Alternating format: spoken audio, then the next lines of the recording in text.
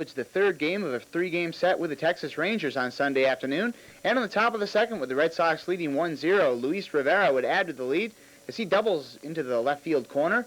This would score Mike Marshall, and Boston takes a 2-0 lead in the top of the second. The Red Sox would add another run in the top of the second as it's Jody Reed, who would double to right center field. This off Texas starter John Barfield. And that would score Rivera, and the Red Sox take a 3-0 lead. But Texas would come back in the bottom of the second to score 3 runs.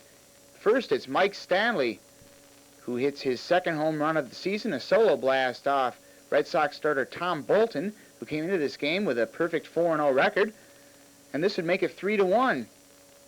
The next batter after Stanley was Steve Buechele, and on the second pitch to Buechele, he also hit a home run, his 5th of the year, and that would cut the Red Sox lead to 3-2. Rafael Palmeiro would add an RBI double to tie it at 3 apiece. Not a good series for the Red Sox starters, as Red Sox starting pitching would surrender 21 runs and 28 hits in just 9 2/3 innings in this 3-game series.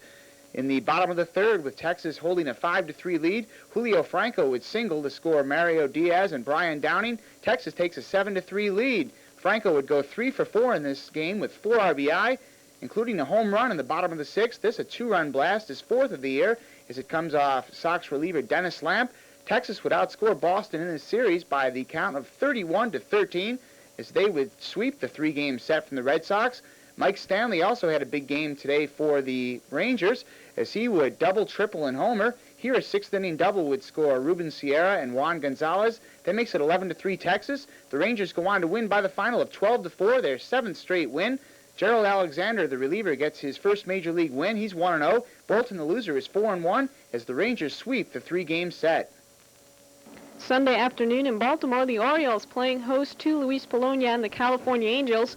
In the top of the first inning, Polonia with the pop-up, but it's dropped by Billy Ripken. Polonia gets caught between first and second base, and Randy Milligan's throw hits him and goes into center field. Polonia later moved on to third base and scored on Dave Winfield's single to make it 1-0 California. Still in the top of the first with 1 out, Bobby Rose picks up his first hit and RBI of the season. Ground ball down the third base line for a double. Comes off of Jeff Ballard. Wally Joyner scores. It's 2-0 California. Ballard suffered his 5th straight loss after allowing 5 runs, only 2 of them earned. Only lasted 2 2/3 innings. Still in the top of the first with 2 outs, Dave Gallagher, the former Oriole, went 5 for 5 at the plate. He singles. That drives home Dave Winfield and Bobby Rose, and it's 4-0 California. In the bottom of the 4th, runners on first and third, Kirk McCaskill strikes out Chris Hoyles to end the inning. McCaskill snapped a personal 4-game losing streak and won for the first time since April 20th. He gave up 2 runs on 4 hits and 3 walks in 5 2/3 innings. In the top of the 6th with 1 out, Luis Polonia with the ground ball single to right field off Paul Kilgus. Dave Gallagher scores. Polonia will be tagged out in a rundown between first and second, but while that goes on, Donnie Hill scores and the Angels take a 7-0 lead. Polonia picking up 1 RBI, his 14th of the season. In the bottom of the 6th with 2 outs, the Orioles get their second run of the game. Randy Milligan, the long single to left center field. Jeff McKnight scores to make it 7-2 California. The Angels go on to win by the final of 10-2. McCaskill, the winning pitcher, is 3-5. Ballard takes the loss. He's now 2-6. 5th on the Tigers' all-time win list, makes his first appearance against his former club in Tiger Stadium on Sunday. The Twins come calling against the Tigers. But in the bottom of the first, Cecil Fielder would rough up Morris as he hits a 3-run home run, his 6th of the year, but his first at Tiger Stadium. And Detroit takes a 3-0 lead in the bottom of the first. Morris, who last year surrendered many a gopher ball, hadn't allowed a home run since his first game this year. So that's only the 2nd home run that Morris allowed all year. But he would make that 3, as still in the bottom of the first, Milt Kyler hits his first Major League home run, and it's a big one, a grand slam. So Kyler with the grand salami to give Detroit a 7-0 lead, and Jack Morris surrenders 2 home runs against his former club in the bottom of the first. Detroit jumps out to a 7-zip lead.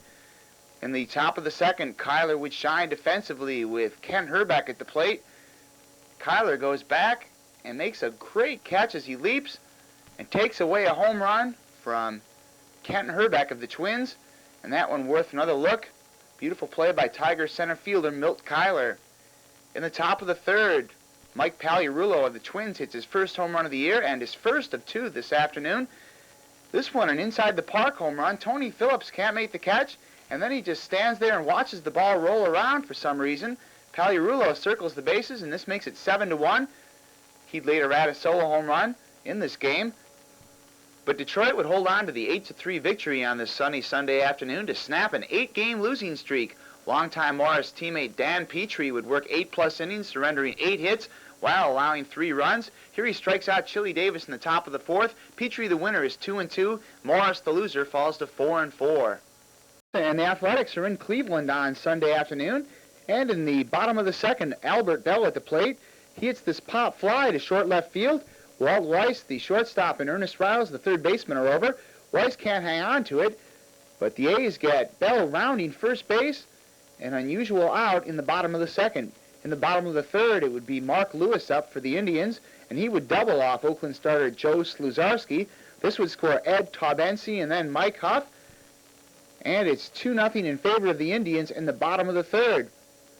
Then move to action in the top of the 5th, Cleveland leading 3-1.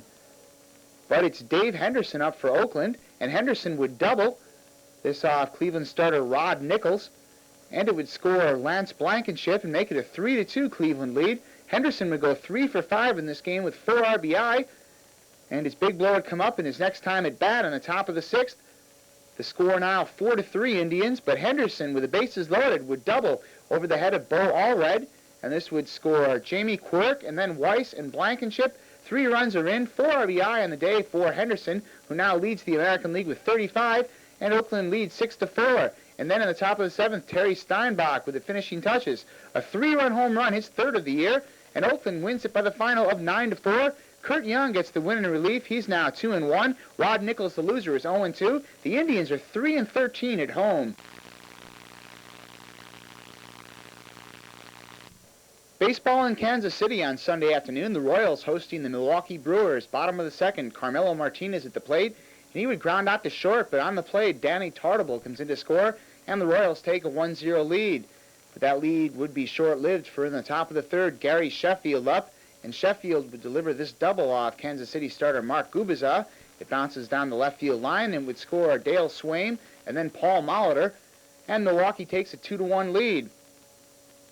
Jamie Navarro on the mound for the Brewers would work 8 1/3 and strike out 5 Royals, including Brian McRae here in the bottom of the 3rd.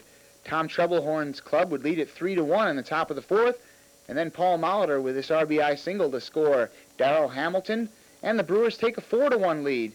That lead would stand into the bottom of the 9th, when it would be Tartabull who would add 1 run to Kansas City's side as he hits a solo home run off Navarro, his 4th home run of the year, and that would pull the Royals to within 4-2.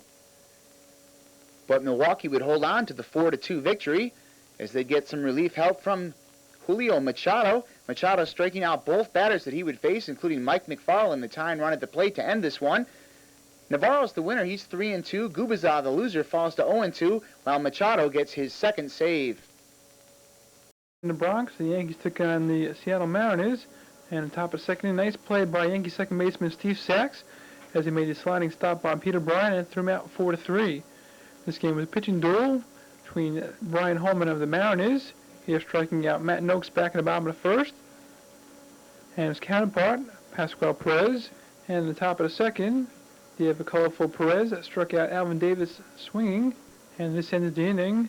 And then, of course, Perez just calmly walked off the mound. On to the top of the 6th inning with Steve Howe in the game, who eventually picked up his first win since September 20th, 1987. Ken Griffey Jr. hit a foul ball to third base, and a great diving catch by Torey Lovello. Nice play by the Yankee third baseman. But at the bottom of the 6th, an even better defensive play turned in by Harold Reynolds. On Matt Noakes' ground ball up the middle, Reynolds showed some front range and a great arm. Threw him out 4-3. Great play by Seattle second baseman Harold Reynolds.